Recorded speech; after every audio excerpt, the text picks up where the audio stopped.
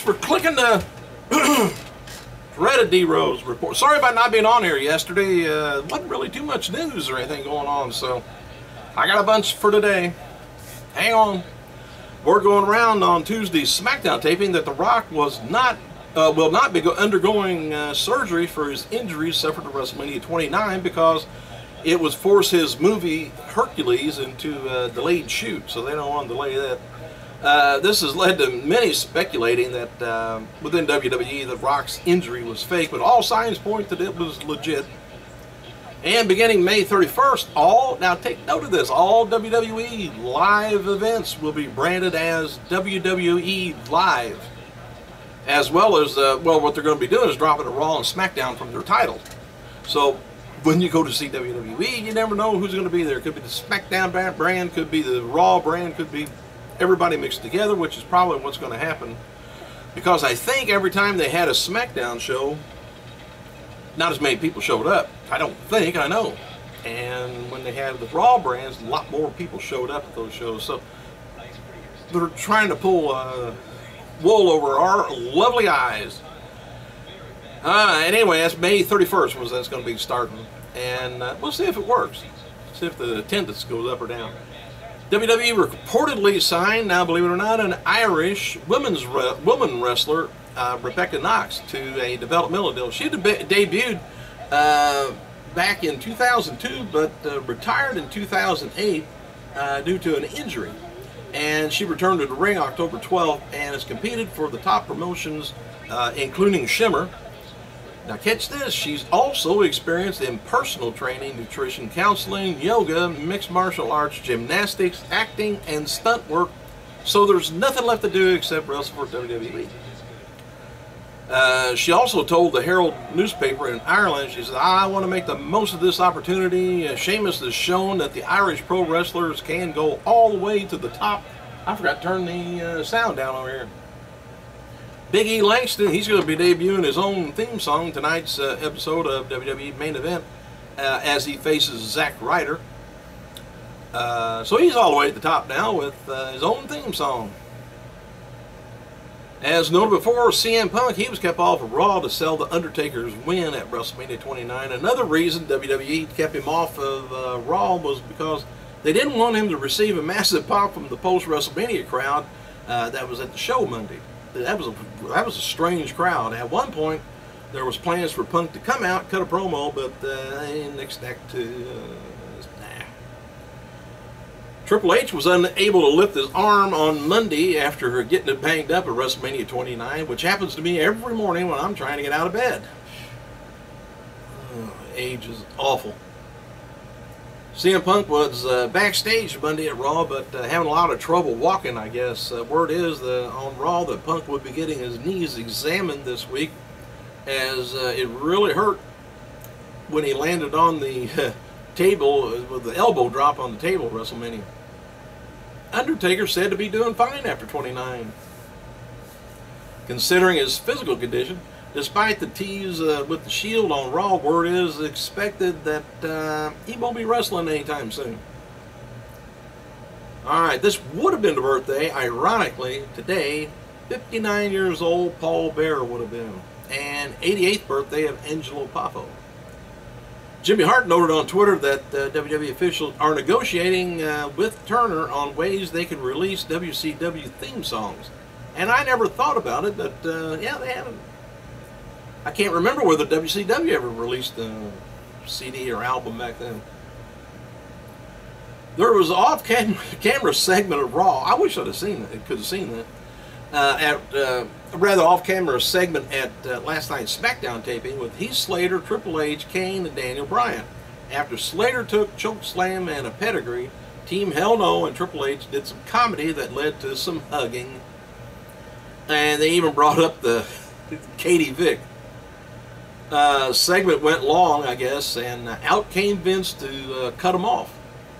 And Triple H says Vince needs a hug, and teased, doing one, but backed off, and he left before they could.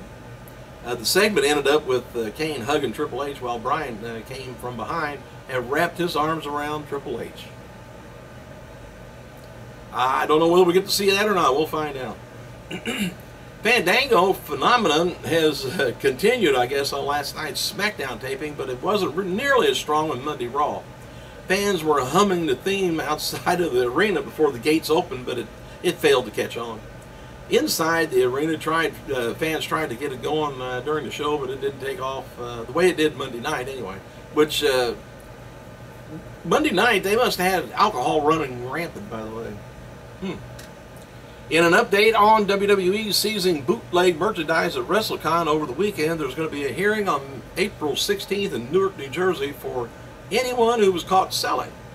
And they will have a chance to plead their case and petition the court for the return of their goods. Besides seizing the bootleg merchandise at WrestleCon, WWE officials got a bunch of bootleg t-shirts before and after WrestleMania at MetLife Stadium went on. Can't imagine them giving bootleg stuff back to the vendors, though. But property's property, though. But I don't know. Baltimore Oriole player Adam Jones was in attendance last night's SmackDown in Boston. Jim Ross put in 10 hours worth of work at WWE TV studios on Tuesday, working on the Mid-South Wrestling DVD and other projects. Ross was doing voiceover for commentary for the Mid-South DVD. He tweeted, said, just called alone Duggan DiBiase tuxedo in a cage match with coal miner's glove on a pole. Loser leaves Houston. Phew. Said Mid-South DVD in September. Why don't they do matches like that anymore? Triple H and Stephanie McMahon thanked fans at WrestleMania 29 this week. Stephanie said, "What an incredible WrestleMania week. None of it would have been possible without you." Duh. Thank you for taking part in our lives. I got a text from my wife. Anyway, and then Triple H said, "Wow, what a week." Said, "You were awesome. Thank you, WWE Universe." Hang on.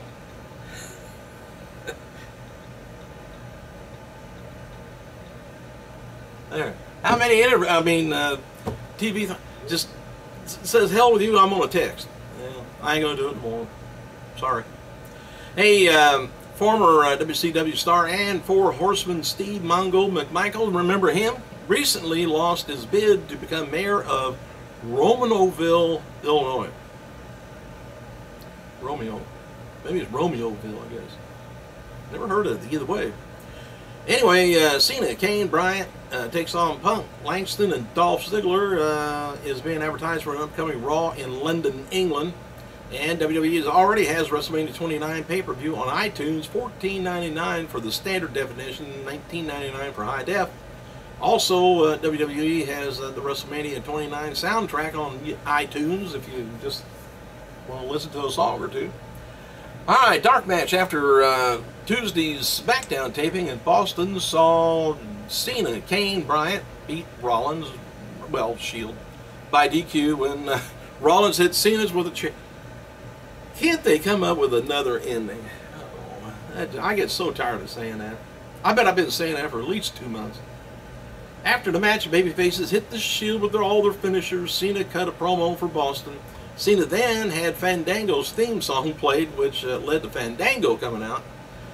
Cena pronounced his name wrong, and of course that upset him. Cena pushed Fandango into the Kane's chokeslam and then hit the attitude adjustment on him. Bryan then chokeslammed Fandango to end the show. Hey, as noted earlier, Monday's Raw did a 4.16 million viewers. The rating was 3.45.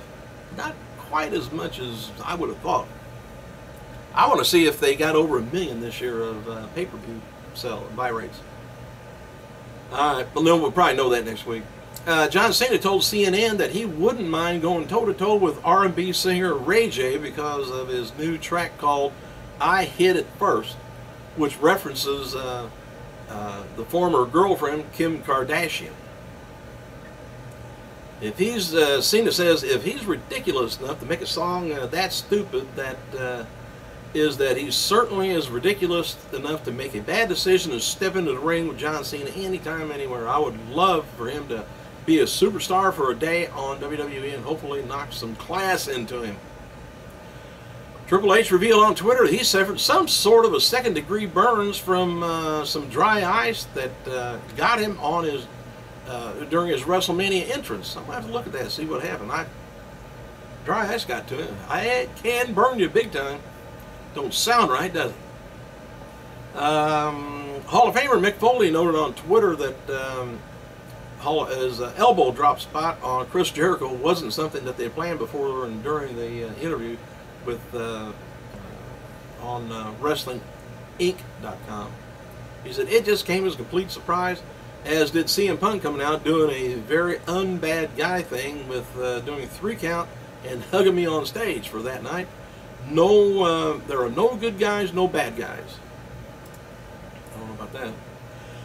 All right, as you can imagine, the majority of WWE locker room was very happy for Dolph Ziggler after his big win at the World Heavyweight title on Raw.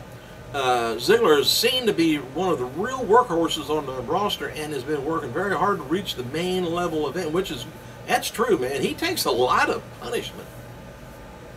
WWE.com's got an article up looking at the rowdy crowd from Monday's Raw, questioning if it was the best crowd in WWE history. The article says that the reaction to Ziggler's world title win was deafening, and it was a true star-making moment for the WWE's newest champion.